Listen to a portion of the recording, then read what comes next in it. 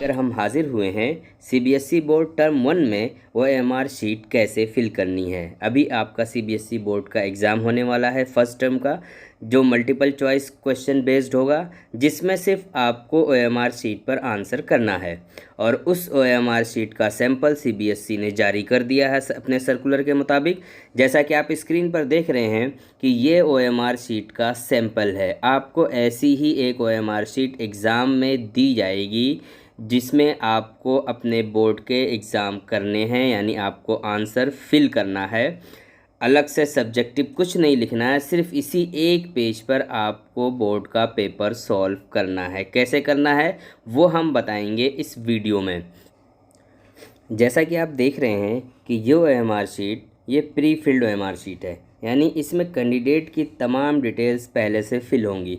जैसे आपका roll number पहले से फिल होगा, आप किस डेट में आप जिस दिन एग्ज़ाम देने जा रहे हैं उस दिन तारीख कौन सी है और कौन सा दिन है वो भी फिल्ड होगा। आपके सेंटर का नाम क्या है वो भी इसमें लिखा हुआ होगा।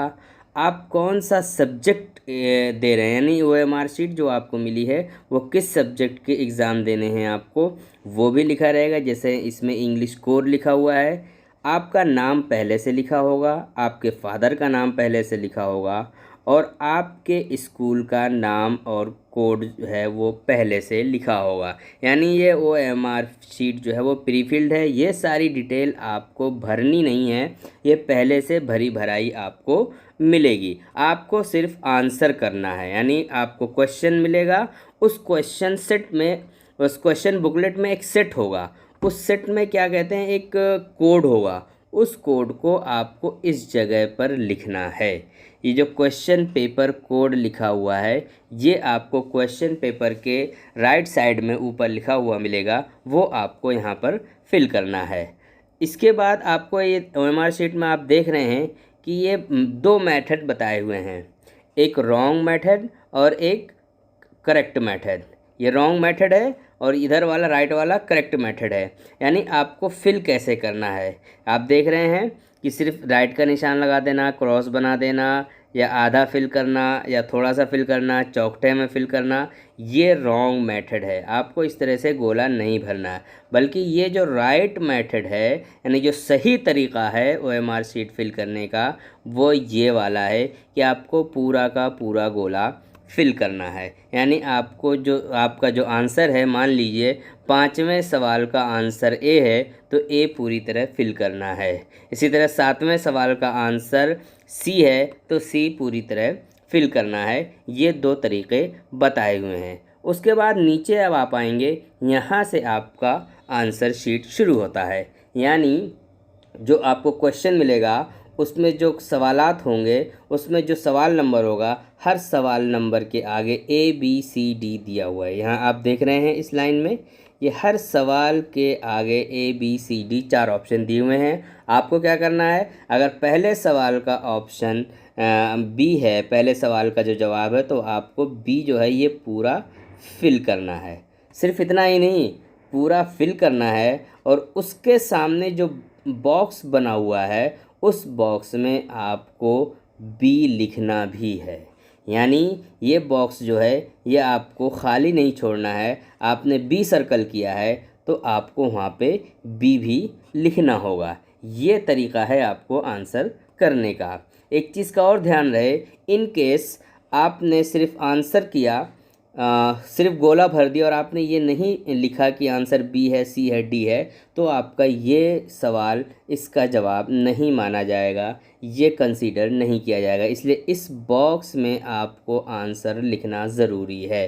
तो ये आप पहले श्योर कर लें कि आंसर जो है वही ऑप्शन, जो आंसर है वही ऑप्शन आप इसमें लिखें। अगर आपने 2 गोले भर दिए और ऑप्शन आपने एक ही लिखा है, तो अगर वो ऑप्शन सही लिखा है आपने तो वो सही माना जाएगा। मान लीजिए 5वें सवाल का ऑप्शन सी सही है, आपने बॉक्स में सी लिखा, लेकिन जो गोला भरा पहले गलती से ए भर दिया था, फिर बाद में उसको सी भरा, तो आपने चूँकि बॉक्स में सी लिखा है तो सी जो है वो सही आंसर है, इसलिए आपका आंसर कंसीडर किया जाएगा। लेकिन अगर आपने गोला तो भर दिया सी का, लेकिन आपने यहाँ सी नहीं लिखा, तो ये आपका आंसर कंसीडर नहीं किया जाएगा। तो ये OMR शीट का सैंपल है जिसमें आप देख सकते हैं कि आपको कैसे करना है। ये नीचे आइए, लिखा है right correct darken circle if question not attempt. क्या मतलब है इसका? इसका मतलब ये है कि अगर आप कोई क्वेश्चन अटेम्प्ट नहीं कर रहे हैं, मान लीजिए पहला अगर आप चॉइस दी हुई है 1 से 6 में क्वेश्चन में कि आपको 5 करना है और उसमें से आप चौथा क्वेश्चन नहीं कर रहे हैं, तो आपको चौथे क्वेश्चन को क्या कहते हैं, डार्क करना है। कैसे डार्क करना है आप ये देखेंगे। मान लीजिए चौथा क्वेश्चन आपको नहीं करना है, तो इस बॉक्स के आगे ये 4 नंबर जो है इसको आपको सर्कल करना होगा कि ये क्वेश्चन आपने अटेम्प्ट नहीं किया है, आपने इसको छोड़ दिया है, बल्कि सिर्फ पहला, दूसरा, तीसरा और पाँचवा और छठा किया है, अगर 6 में 5 का ऑप्शन दिया हुआ है। तो ये एक ध्यान रखने वाली बात है कि जो क्वेश्चन आप छोड़ रहे हैं उस क्वेश्चन के आगे, बॉक्स के आगे जो नंबर दिए हुए हैं सर्कल में, उसको आपको फिल करना होगा ताकि एग्जामिनर को पता चले कि ये क्वेश्चन आपने अटेम्प्ट नहीं किया है। इसके नीचे आप देखेंगे एक बॉक्स बना हुआ है। यहाँ पर ये जो बॉक्स है ये आपको बताता है कि आपको इसमें कुछ लिखना है। क्या लिखना है? इस बॉक्स में आपको अपनी हैंड राइटिंग में लिखना है। क्या? I confirm that all particulars given above are correct. ये जो लिखा हुआ है ये आपको अपनी हैंड राइटिंग में इस जगह लिखना है और यहाँ पर आपको अपने साइन करने हैं। यहाँ तक आपका काम ख़त्म हो जाता है। यानी जो आप एग्ज़ाम दे रहे हैं, आंसर कर रहे हैं, इस OMR शीट में आपका काम यहाँ तक ख़त्म हो जाता है। यानी सिर्फ आपको इसी लाइन तक करना है। इसके नीचे एग्जामिनर, इवैल्यूएटर, कोऑर्डिनेटर का काम है, इससे आपको कोई मतलब नहीं है। इसी के ऊपर ही आपको ये फिल करना है, यानी लिखना है यहाँ पे, और ये जो क्वेश्चंस दिए हुए हैं इनके आंसर आपको करने हैं। तो आपने ये ध्यान से देखा कि ये आपकी सैम्पल OMR शीट है, इसी तरह आपको मिलेगी। इसमें आपने ये देखा कि ये रॉन्ग मेथड है, ऐसे आपको नहीं आंसर करना है, ये राइट मेथड है, इस तरह से आपको आंसर करना है। और आंसर करने के साथ साथ आपको हर क्वेश्चन के आगे जो ये बॉक्स बने हुए हैं, इस बॉक्स में आपको अपने आंसर लिखने भी हैं, तभी वो कंसीडर किया जाएगा। ये OMR शीट ये है जो आपको एग्ज़ाम में मिलेगी। इसके साथ कुछ इंस्ट्रक्शन CBSE ने दिए हैं। आइए उन इंस्ट्रक्शंस को भी देखते हैं कि आपको क्या फॉलो करना है, कैसे करना है। अब आप देखिए क्या लिखा है कि a sample copy of OMR is enclosed with this letter, details of candidate will be pre filled. जो पॉइंट 2 है इसमें क्या लिखा है कि details of candidates will be pre filled in the OMR, यानी OMR शीट में कैंडिडेट की डिटेल पहले से फिल होगी, आपको फिल करने की ज़रूरत नहीं है। तीसरा पॉइंट है candidate has to write a question paper code in the upper right corner in the space provided for the same. जैसा कि अभी हमने बताया कि आपको जो जगह दी गई है, क्वेश्चन बुकलेट का जो सेट होगा, वो क्वेश्चन पेपर का जो कोड होगा वो आपको लिखना है, जैसे अभी हमने बताया था। चौथा पॉइंट क्या है कि candidate has to write in his her own hand in space provided I confirm that all particulars given above are correct. यानी ये जो लाइन है, ये लाइन आपको उस बॉक्स में लिखनी है जो अभी हमने आपको निशानदेही की थी, जो बताई थी कि कहाँ पर आपको लिखना है, जो क्वेश्चंस जहाँ पर हैं उसके नीचे है। पांचवी ध्यान रखने वाली बात क्या है जो बहुत इंपॉर्टेंट है, वो ये है कि आपको सिर्फ ब्लू या ब्लैक बॉल पेन का यूज़ करना है। कौन से पेन का यूज़ करना है? ब्लैक या ब्लू, और वो भी बॉल पॉइंट पेन होना चाहिए। यानी आप स्केच पेन नहीं यूज़ करेंगे, इंक पेन नहीं यूज़ करेंगे, या उस तरह के जो पेन आते हैं जो बॉल पॉइंट वाले नहीं होते हैं वो आपको यूज़ नहीं करने हैं। बॉल पॉइंट वाले पेन यूज़ करने हैं भरने के लिए। पेंसिल का यूज़ स्ट्रिक्टली मना है, यानी आप पेंसिल का यूज़ नहीं कर सकते। अगर आपने पेंसिल का यूज़ किया OMR शीट पर तो वो अनफेयर मीन माना जाएगा और आपके आंसर कॉपी जो OMR शीट है, आंसर OMR शीट, वो कैंसिल कर दी जा सकती है। तो इसलिए आप ध्यान रखिएगा कि पेंसिल का यूज़ बिल्कुल नहीं करना है।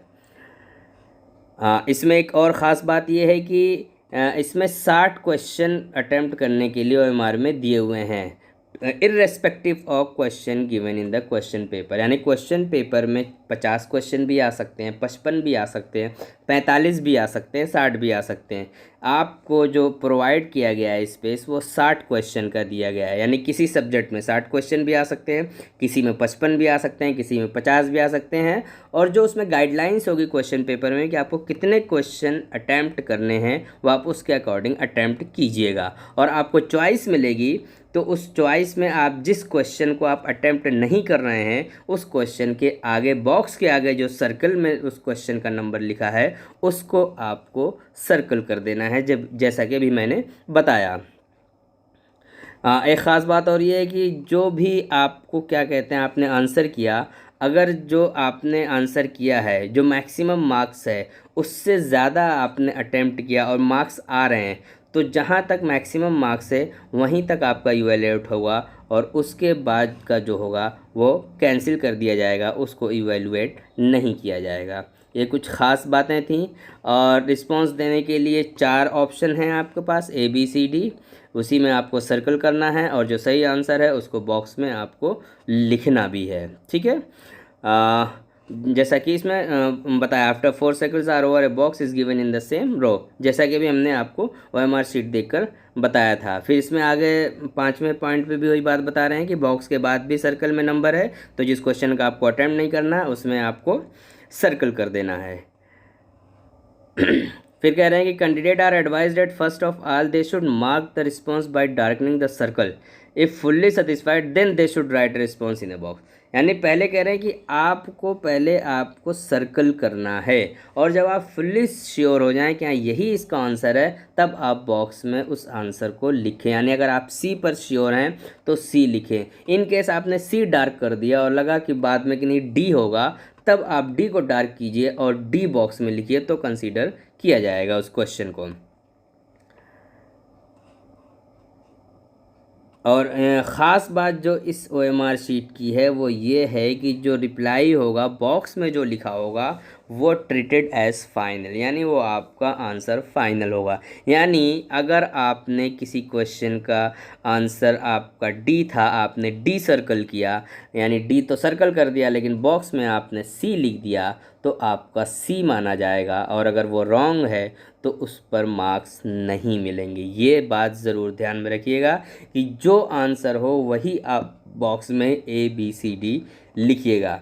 तो ये कुछ ख़ास बात थी इस OMR शीट की, जो सैंपल आपके सामने पेश किया गया। कि इसमें फ़र्स्ट चीज़ कि आपकी जो डिटेल्स हैं वो ऑलरेडी फिल होंगी, वो आपको फिल करने की ज़रूरत नहीं है। सिर्फ क्या फिल करना है, क्वेश्चन पेपर का जो कोड है वो यहाँ पर फिल करना है। उसके बाद आपको आंसर करना है और आंसर करने से पहले आप नीचे आप इस बॉक्स में आपको अपनी राइटिंग में लिखना है, I confirm that all particulars given above are correct. ये कुछ ख़ास बातें थीं इस OMR शीट की। उम्मीद है कि आपको समझ में आ गया होगा और आप अच्छे से एग्ज़ाम करके आएंगे। All the best, thanks.